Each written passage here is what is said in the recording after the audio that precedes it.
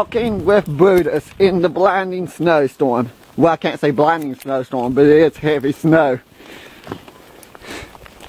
I walked in my yard a couple days ago knocking icicles off my roof. My footprints are completely covered. I can barely even tell that I walked through there.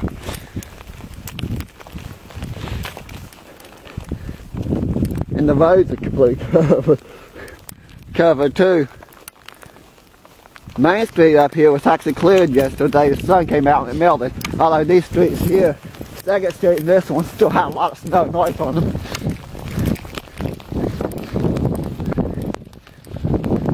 Okay, Brutus, let's slow down. I don't want to drop my camera. Bless you. There's Main Street.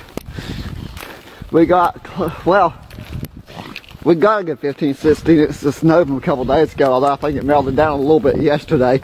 It wasn't this deep. But that's not walking the road. As you can see, it is really heavy snow. Another foot throughout today, and it might finally quit for a few days.